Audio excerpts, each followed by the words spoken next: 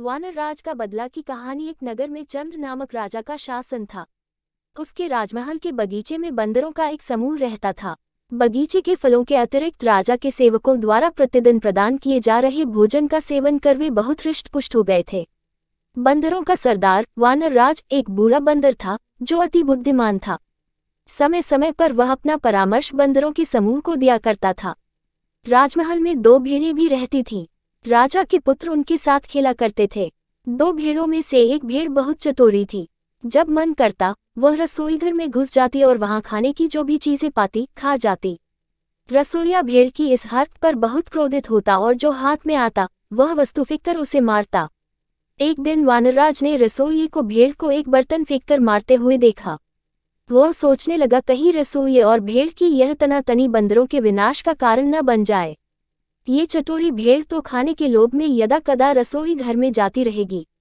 यदि किसी दिन क्रोधवश रसोइये ने चूल्हे की जलती हुई लकड़ी उस पर फेंक दी तो अनर्थ हो जाएगा।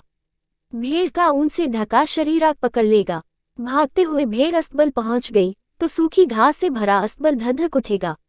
घोड़े जल जाएंगे और फिर वही बंदरों का काल बनेंगे। यह विचार मस्तिष्क में आते ही वानरराज ने अपने समूह की सभा बुलाए और अपना संदेह जाहिर किया। उसने परामर्श दिया कि इससे पूर्व की रसोइये और भेड़ों के बीच की लड़ाई हमारे लिए प्राणघातक सिद्ध हो, हमें राजमहल छोड़ देना चाहिए, अन्यथा हमारा विनाश निश्चित है। किंतु बंदरों ने उसकी की बात नहीं मानी। उन्हें लगा कि उनका सरदार अब बूढ़ा हो चुका है और व्यर्थ का भ्रम पाल रहा है। वे राजमहल के भोजन के आदी हो चुके थे, इसलिए राजमहल छोड़ने को तैयार नहीं हुए। परंतु वानरराज ने तत्काल राजमहल छोड़ दिया। इधर एक दिन फिर चटोरी भेड़ रसोईघर में घुस गई और वही हुआ जिसका बंदरों के सरदार को भय था। रसोइये को और कुछ नहीं मिला तो उसने जलती हुई लकड़ी का टुकड़ा उठाकर भेड़ पर फेंक दिया। भेड़ का शरीर जो ऊन से ढका हुआ था धधकने लगा। वह इधर उधर भागने लगी और अस्तबल में घुस गई। आग की लपट अस्तबल में रखी सूखी घास तक पहुंची और पूरा अस्तबल धूं धूं कर जल उठा। कई घोड़े जलकर मर गए, कई घायल हो गए। राजा को ये समाचार मिला तो उसने वैद्य को बुलाया और उसे घोड़ों का उपचार करने का आदेश दिया।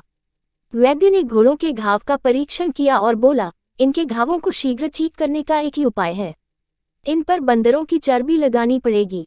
राजा ने सैनिकों को आदेश दिया कि जो भी बंदर दिखे तो मारकर उसकी चर्बी घोड़ों के उपचार के लिए लाई जाए।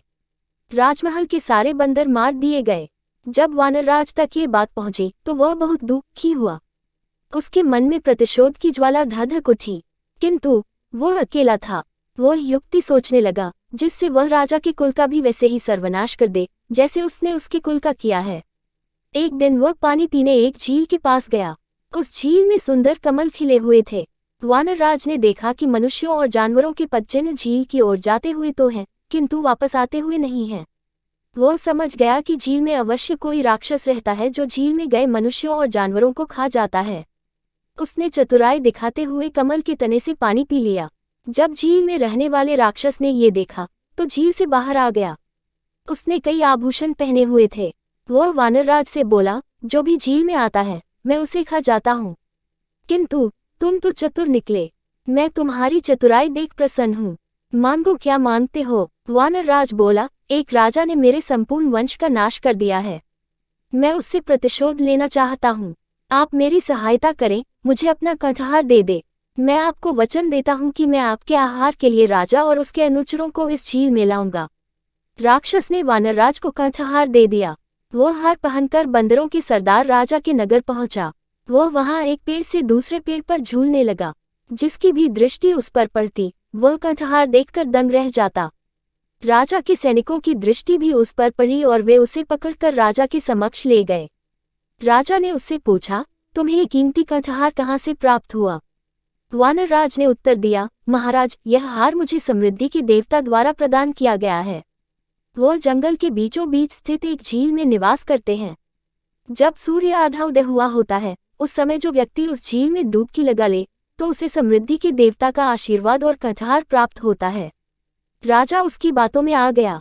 वह अपनी पत्नी और पूरे परिवार सहित उस झील में डुबकी लगाने तैयार हो गया। वानरराज ने कहा, कल सुबह की मंगल बेला में पधारिए।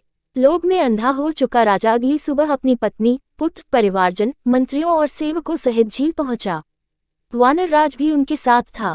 वह बोला, महाराज, सबको अलग अलग स्थानों से झील में उतरना होगा। सबके जाने के बाद आप अंत में झील में उतरिए। राजा की पत्नी, पुत्र, परिवारजन, मंत्री, सेवक सभी अलग अलग स्थानों से झील में उतर गए और राक्षस द्वारा खा लिए गए। बहुत देर तक जब कोई बाहर नहीं आया तो राजा ने चिंतित होकर पूछा, हे वानरराज, मेरे पत्नी, पुत्र, परिवारजन, मंत्री और सेवक बाहर क्यों नहीं आ रहे हैं? तब वानरराज एक पेड़ के ऊपर चढ़ गया और राजा से बोला, अरे दुष्ट, तुम्हारा समस्त परिवार, मंत्री और सेवक राक्षस द्वारा खा लिए गए हैं।